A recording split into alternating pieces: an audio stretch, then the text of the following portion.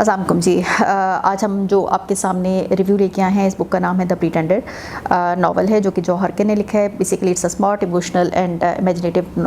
Historical novel. जो हरकिन की जो राइटिंग्स हैं, basically she is known for writing about the deep emotions, deep human ideas, जो उनकी फीलिंग्स हैं, मेमोरी है, आइडेंटिटी है,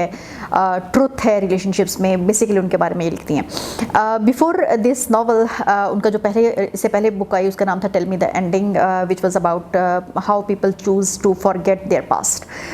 मतलब वो किस तरीके से अपने पास्ट को भूलते हैं या किस तरीके से भूलने की कोशिश करते हैं। प्रीटेंडर में जो है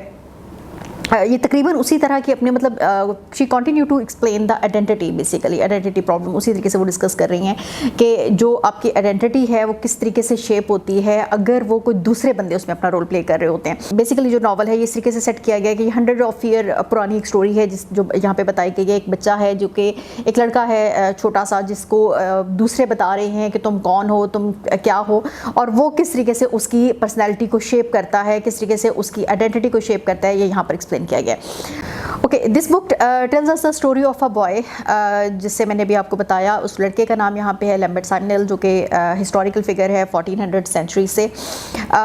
लेकिन ऑथर जो है वो उसको बड़ा एक फिक्शनल, एक स्ट्रॉन्ग और कैरेक्टर बना के शो करती हैं। लैम्बर्ट वाज अ बॉय जो कि basically who was made to pretend that he was a royal heir. Consider किया जाता था कि यार ये ना जानशीन है, इनका शाही विरासत है इसके पास। समवन मतलब जो कि बेसिकली इसे क्लेम करता था कि यार ये जो वो है बादशाहत है ये इसके पास आनी है। उसके जो इर्द गिर्द के लोग थे वो इसी सारी चीज़ को लेके उसे एज अ पपेट मतलब उसको शो कर रहे हैं या बेसिकली उसको बता रहे हैं। कुछ उसे कहते थे कि हाँ तुम तो बादशाह बनोगे, तुम तो बादशाहों के जानशीन हो, तुम्हें तो विरसे में ये चीज़ मिली है। कुछ लोग उसे कहते थे कि नहीं यार तुम कहाँ पे, तुम्हारी तो ये वाली चीज़ ही नहीं है, तुम तो एक फजूल से बंदे हो। सो बेसिकली यहाँ पर ये सारा जो नावल है ये इस लड़के के गिर्द घूम रहा है, और ये इस सारी कहानी के पीछे घूम रहा है कि कोई और जो लोग हैं, जो आपके इर्द गिर्द के लोग हैं, वो आपकी पर्सनैलिटी को कैसे शेप करते हैं। और बेसिकली इसमें एक और जो आपको चीज़ नज़र आती है, एक तो ये है कि यार वो जो लोग उसे बता रहे हैं, दूसरी तरफ वो लड़का खुद अपने अंदर क्या फील करता है। वो जो इनर फीलिंग्स हैं आपके एक बंदे की, जो कि अपनी सोसाइटी में अपने इर्द गिर्द के लोगों से अफेक्ट हो रहा होता है, वो खुद क्या फील करता है, वो भी यहाँ पर आपको बड़ा क्लियरली बताया गया। सो बेसिकली एक बच्चा है जो कि एक इस तरह के वेब में फंस गया है जहाँ पे मैनिपुलेशन है, जहाँ पे झूठ है, जहाँ पर मुनाफकत है, जहाँ पर मतलब दूसरों के प्लान्स हैं जो उसके ऊपर इम्पोज किए जा रहे हैं। सो शुरू में हम ये देखते हैं, मतलब बहुत शुरू से हमें जो जब स्टोरी शुरू की जाती है या शुरू से एक्सप्लेन होती है तो वहाँ पर ये बताया जाता है कि लैम्बर्ट को खुद नहीं पता होता कि हुई इज़, बिकॉज वो इसकी वजह वही है कि जो उसके इर्द गिर्द के अडल्ट हैं, जो उसके इर्द गिर्द के बड़े लोग हैं, वो उसे डिफरेंट चीज़ें बता रहे होते हैं। कुछ मतलब वही बात है, कुछ उसे कहते हैं हाँ जी तुम तो बादशाह बनने वाले हो, तुम तो प्रिंस हो, कुछ कहते हैं कि नहीं तुम तो एक किचन बॉय हो, कुछ भी नहीं हो। कुछ उसे कहते हैं कि यार ये सारी जो कन्फ्यूजन है ना, ये बेसिकली इस you can say that this is heart of the novel. ये सारी कन्फ्यूजन जो है ये इस नावल को एक्सप्लेन कर रही है। अब इसमें आगे हमें पता क्या चलता है कि यार वो जो उसकी लड़का है, वो जो बच्चा है लैम्बर्ट है, उसके अपने इमोशंस, उसके अपने फियर्स, उसके अपनी होप्स, उसके अंदर की वो जो कश्मकश है वो यहाँ पे हमें नज़र आती है कि यार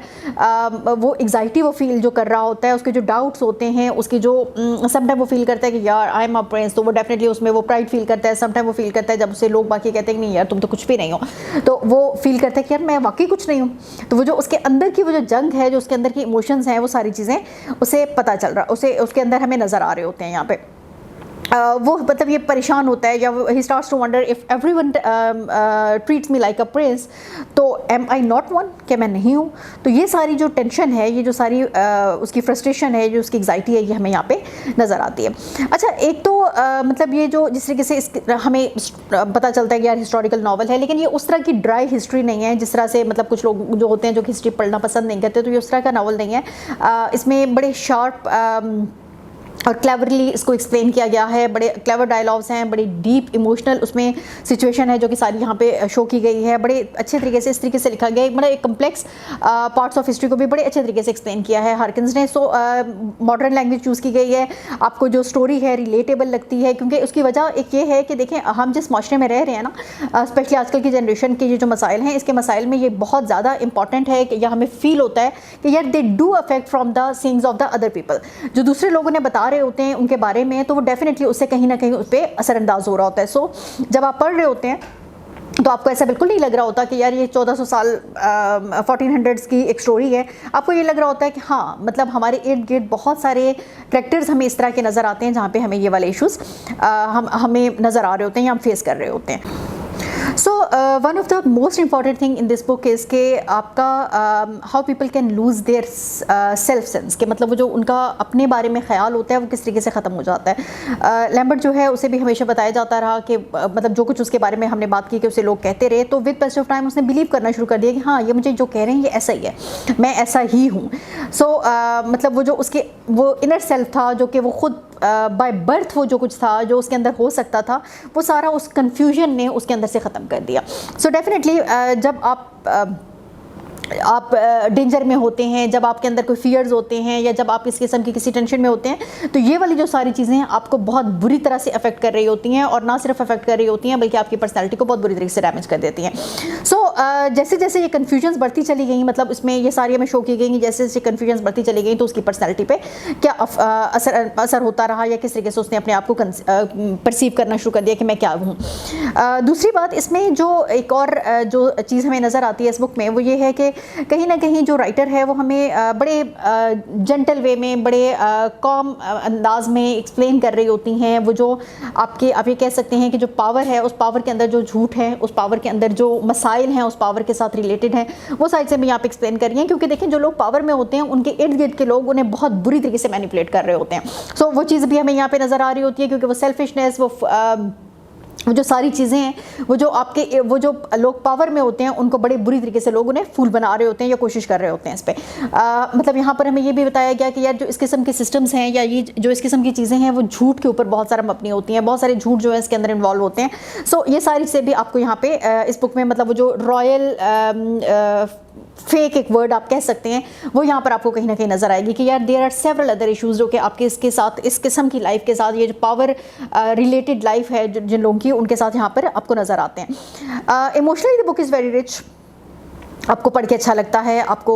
मतलब कहीं ना कहीं आप अपने अंदर वो सैडनेस फील करते हैं जो बच्चा फील कर रहा होता है, आपको कहीं ना कहीं अंदर वो सारा वो पेन फील होता है जो कि उस बच्चे के अंदर होता है। लेकिन the story is moving in the sense के मतलब ऐसा नहीं है कि वो उस सारे स्टार्स में फंस गया और उसमें से निकल नहीं सका। With passage of time when he grow up, उसने रियलाइज़ किया कि यार वो क्या है, और वो एक स्ट्रॉन्ग बंदा बन के सामने आया। ऐसा मतलब जो उसके फियर्स थे उसने उसके ऊपर किस तरीके से काबू पाया, यहाँ पर आपको सारी चीज़ें बीच में नजर आएंगी। आपको जो प्रेशर था, उस प्रेशर को उसने किस तरीके से फील किया और उस प्रेशर को उसने किस तरीके से कंट्रोल किया। So you will love reading this book. मतलब with passage of time Lambert change हुआ, मतलब वो सारी चीज़ें उसे अंदाज़ा हो गया कि उसके इर्द गिर्द के जो लोग बातें कर रहे हैं वो सब सच नहीं है, अंदर की फीलिंग्स थी उसने उसको भी फील करना शुरू किया या उसको समझना शुरू किया। So the pretender is not just a story of a boy in the history, या आप ये कह लेंगे एक पुराने दौर की एक कहानी ऐसी नहीं है जो कि सिर्फ आपको एक स्टोरी बता रही है। It's about what it means to be you, it's about the identity crisis, it's about the people, it's about the young generation, जो कि आप ये कह सकते हैं कि वो किस पेन में से, किन फियर्स में से, किन चीज़ों में से गुजर रहे हैं, वो आपको यहाँ पे नज़र आते हैं। ये एक ऐसी बात नहीं है कि जो बहुत पुरानी एक कहानी है, ये आज की कहानी है जो कि हमें अपने इर्द गिर्द नज़र आ रहा होता है, जो हमें अपने इर्द गिर्द फील हो रहा है कि यार हमारे इर्द गिर्द के लोग हमें जिस तरीके से बार बार कहते रहेंगे तो कहीं ना कहीं हमारे अंदर हमारा वो जो इनर सेल्फ है वो बिलीव करना शुरू हो जाता है कि हाँ नहीं, ये ठीक कह रहा है। सो एक मैसेज इसमें ये भी जाता है कि we have to choose very wisely कि हमारे इर्द गिर्द कौन से लोग होने चाहिए, we have to choose very wisely कि हमारे फ्रेंड्स कौन से होने चाहिए, and secondly we have to मतलब we don't need to believe each and everything जो कोई हमें कोई कह रहा है। हमें उन चीज़ों को फिल्टर आउट करना है कि यार क्या चीज़ है जो कि ठीक है, जो हमारे लिए है, और कौन सी चीज़ है जो नहीं है या जिसमें से हमें नहीं जिसको हमने अपने ऊपर तारी नहीं करना है। So we must be very strong कि हमें किन चीज़ों को किस तरीके से जज करना है। सो मज़ा आएगा आपको ये किताब पढ़ के, वर्थ रीडिंग है, आपको अच्छा लगता है। मतलब अगर आप हिस्टोरिकल बुक्स वैसे नहीं भी पढ़ते तो even then you should read this book, आपको अच्छा लगेगा क्योंकि एक फ्रेश है, मॉडर्न लैंग्वेज में लिखी हुई एक बुक है। So you would love reading this book, so please do read it and do share your reviews कि आपको कैसी लगी। थैंक यू, अस्सलाम वालेकुम।